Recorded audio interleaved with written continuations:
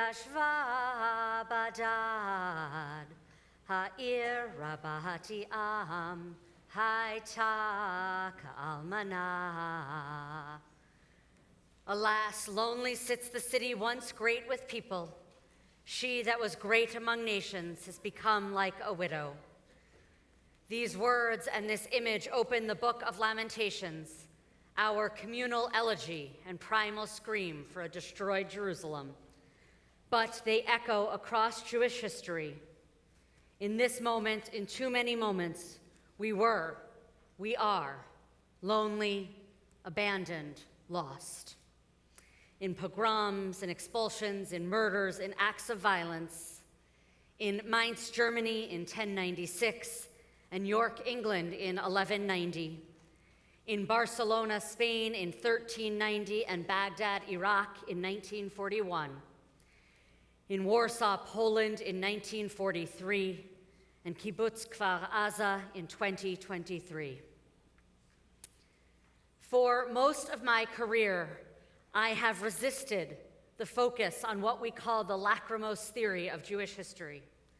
Lachrymose, from the Greek for tears, it's this version of Jewish history that does what I just did, tracing our expulsions and destructions, that sees us always and only as strangers in a strange land. Instead, I have sought to focus on the poetry and music, liturgy and religious creativity that grew out of our many darknesses. I believe to the bottom of my soul in Jewish joy. But today, on this Yom Kippur, 1 year and 5 days after the greatest trauma the state of Israel has known, after a year that has shaken world Jewry and me to its core, you'll understand if I want to talk a bit about the darkness and the tears. If I want to talk a bit today about that figure sitting lonely and crying and alone, the one who is, our text teaches, Badad. It is no coincidence that the Hebrew word for quarantine used during Corona was bidud, from the same root as that lonely woman of the book of Lamentations.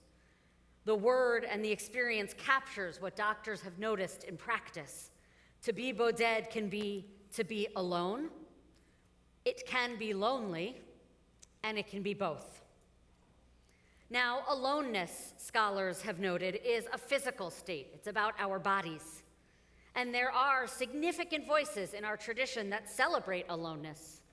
The great Rabbi Nachman of Bratslav recommended that everyone take time each and every day for what he called hitbodedut, solitary self-reflection. And in today's loud and busy world, in our information economy, aloneness can often feel like a treasure. Ask any parent. And aloneness can also mean separateness. And it's a quality that has been a key to our communal survival across the centuries. Now, it was not always our grand plan. Often, our distinctiveness was forced upon us. We were forced to dwell in ghettos or shtetls. We were denied citizenship, and we were barred entry into guilds and country clubs alike. But these distinctions, as well as our sacred festivals, our food rules and choices, our sacred languages, they helped shape and keep our identity across those centuries. Sure, we might have had no other choice, but we've also worn our separateness as a badge of honor. We have been often proudly, as described in the Torah, Am levadad yishkon, a nation that dwells alone. But we American Jews, especially those of us here with 3 or 4 generations, have tried to tell a different story. We have tried to celebrate our very mixed-inness. We have often, I find, elevated our universal teachings of Judaism over its more particular trappings. Professor Tal Becker, who taught at the Hartman Institute in Jerusalem this summer, suggested to a group of American rabbis that the sense, or perhaps the illusion, of total belonging in America met its harsh edges this year. In 2024, in Los Angeles even, I have felt like a stranger in a strange land. maybe you have too. And that feels really lonely. Now, if this were a different year, I would turn to all of you now and talk deeply about loneliness, the emotional state. I would talk about the children in our classes who are excluded and ignored, whose calendars are not filled with birthday parties and playdates. I would talk not just about Echa, but about the actual widow or widower who has to face an empty house day after day when Shiva is over and everyone else has gone back to their usual routines. I would talk about our teenagers who, faced with more and more ways of communicating, tell us that they feel more and more alone, more and more left out. But it's not a different year. And so I return us to the book of Echa, the book of Lamentations. It is, as the name suggests, a book about loss and grief and destruction, all experiences which I think have been too familiar to us this year. And this year, I am particularly cognizant that the outcome of all of that, the emotion and the experience with which the book begins, is not rage or grief, it is loneliness. It is the loneliness of the college student who lies awake in her dorm room, hearing the voices of people she thought were friends, chanting anti-Israel slogans on the quad below. It is the loneliness of the parent whose child, maybe even after years of Jewish education, spent Passover night at an encampment, not at home or at Hillel. And I imagine it is the loneliness of that child, wondering if they'll ever have a seat at the Seder again.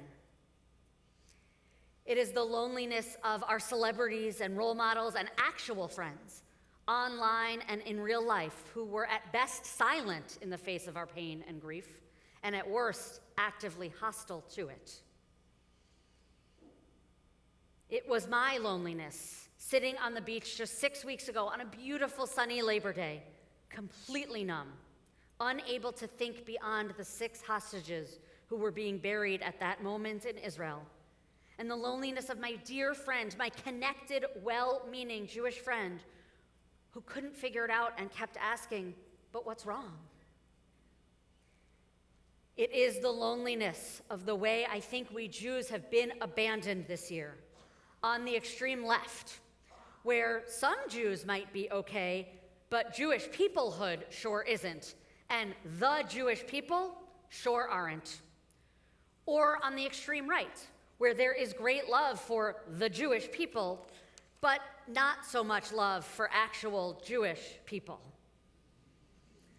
It is the loneliness of the spaces, I'll say progressive ones especially, that we helped build, that, like the crying woman in Echa, abandoned us davka in our moment of crisis, as the ruins literally sat smoking around us. This has been a year for me, and I think for many of us, of profound loneliness. And maybe it's fitting for today. Yom Kippur is, in its way, a lonely holiday. We are called to stand, each of us, alone with our wrongdoings, alone with our fears, alone with our hopes. But that is not the whole lesson of Yom Kippur. And so, I actually want to turn to a different central figure, not the wailing widow of the Book of Lamentations and Tisha B'Av. Instead, on this day, I want to turn to the high priest in Jerusalem, around whom all of the drama of Yom Kippur circulates. 7 days before the day itself, the Mishnah teaches, the high priest is removed from his home and sequestered. He is given time alone to prepare for the moment when he and he alone enters the Holy of Holies on Yom Kippur to beg forgiveness for himself and for his family, for the people of Israel, for all and each of us. In that moment, he alone had to face his fears, his mortality, and his God. Because that moment, seen as the central moment of Yom Kippur, was seen as a dangerous moment.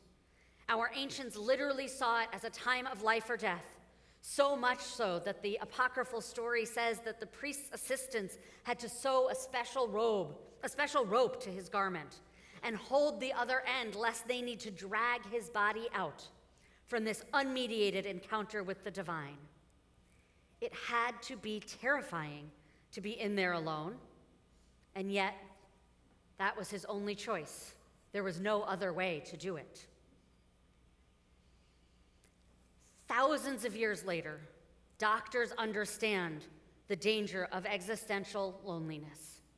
In May of 2023, before our earth-shattering moment, Dr. Vivek Murthy, the US Surgeon General, released a new advisory calling attention to the public health crisis of loneliness, isolation, and lack of connection that he felt plagues our country. He also conveniently wrote us a book entitled Together, The Healing Power of Human Connection in a Sometimes Lonely World. And in it, he spends pages describing what the scholarship refers to as collectivist communities and what he calls cultures of connection. From the Hutterites in Montana to the Moais in Okinawa, Japan, he describes communities that understand that each person is the responsibility of the community. Put another way, he writes, we take care of each other, even when we are strangers. So here's the thing. You may know where I'm going with this. We do not need to travel to Montana or Manitoba, not to Okinawa or even to Orange County. We need only be here on this mountaintop or in Jewish community where you are finding it. Today, next week, next month.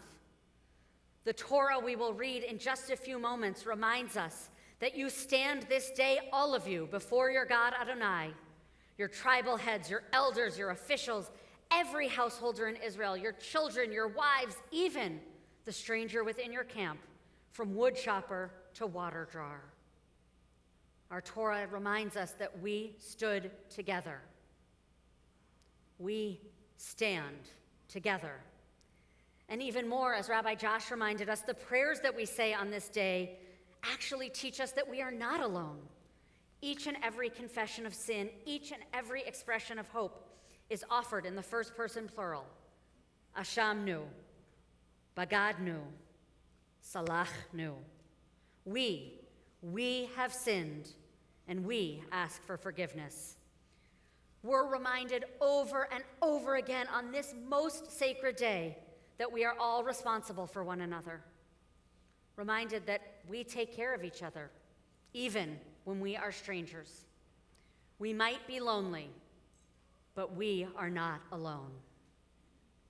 We were not alone on October 8th, when this sanctuary was filled with Jews and our allies, with this community together to cry. And I look around now and I think about the countless moments since then that we have cried and sung and hugged and even danced together.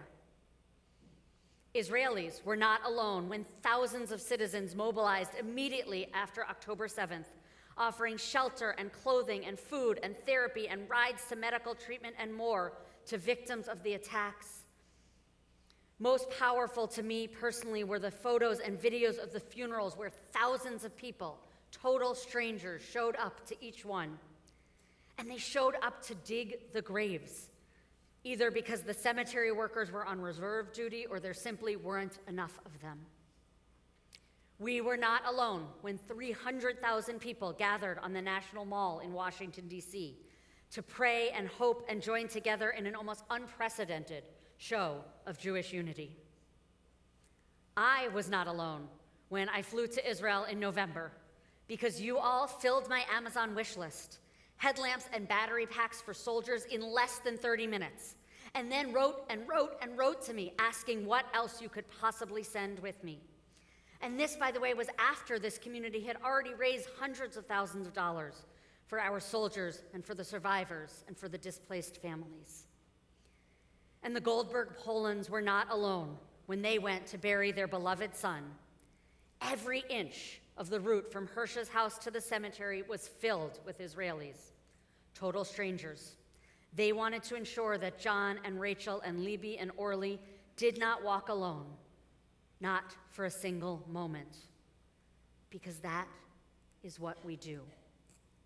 We show up for one another. Again and again throughout this past year, we have invoked the phrase Am Yisrael Chai, the people of Israel live. We have said it defiantly, we have said it proudly, we have said it through tears. It is a declaration of this moment, and it is a vision for the future. The people of Israel live today, and the people of Israel will live. But in a Hebrew twist, if you change just a single vowel, Am Yisrael can also be read as Im Yisrael, with Israel. And this too we have learned this year. Im Yisrael Chai, with Israel we live. With Israel, yes, the place, but even more so the people. And this is not just a declaration, but a promise and a commitment. We cannot be a people if we are not with each other, and we cannot be people, whole and healed, without each other. In these months, we have needed each other, leaned on each other, sought each other out more than ever. We have needed Jewish community, leaned on Jewish tradition, and sought out Jewish life more than ever. Never have I, and I know this is true for so many of you, been so proud to be Jewish. And that's saying something considering what I do for a living. I'm proud that our WISE school welcomed more than 15 students from Israel last year, children who had already seen too much and who found safety and love in the arms of this community, because that is what we do for each other and the Jewish people. I am proud of our WISE school and Aaron Milken NCYE students, whose voices so sweetly singing Shema lift my soul each week, and of their parents who have committed to Jewish life and education, especially right now, because that is what we do for each other and the Jewish people. I'm proud when I see our college students, WISE alumni, leading their Hillels and speaking at vigils and memorials and rallies across the country.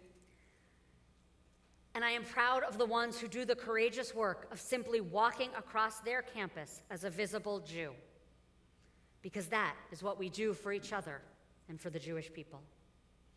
And I'm proud when I see you dancing at weddings at B'nai Mitzvah, loudly honoring your commitments to Jewish life and Jewish continuity.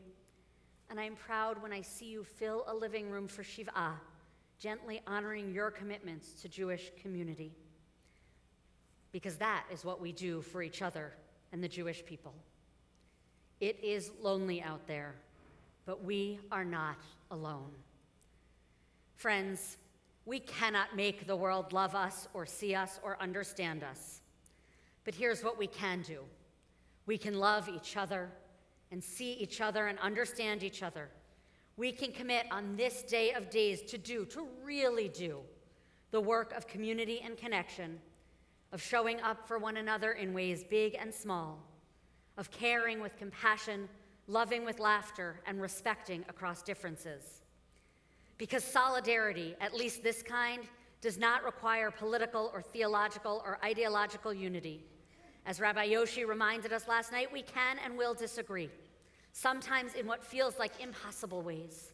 But we can do it differently, here in person and online. And we can still, across that, show up for one another, knowing that in the end, we are Am Echad B'Lev Echad, one people with one heart, even when it doesn't always feel exactly that way. Because we can lean in. We can lean into Jewish time and Jewish sorrow and Jewish joy, showing up for celebrations and shivas, for festivals and funerals, for meals and milestones, for Shabbatot and for studies.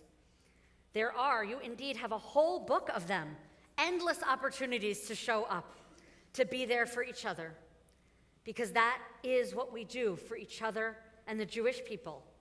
And maybe, just maybe, that is what we do for ourselves. One more story before we return to the high priest. I want you to imagine our woman from Echa with whom we began. Imagine that out of her loss and pain and trauma, she drags herself to synagogue on Yom Kippur.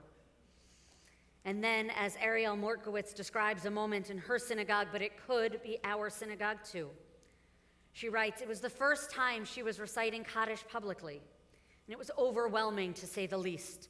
The words are unfamiliar, and the setting was intimidating, and her loss was incredibly raw.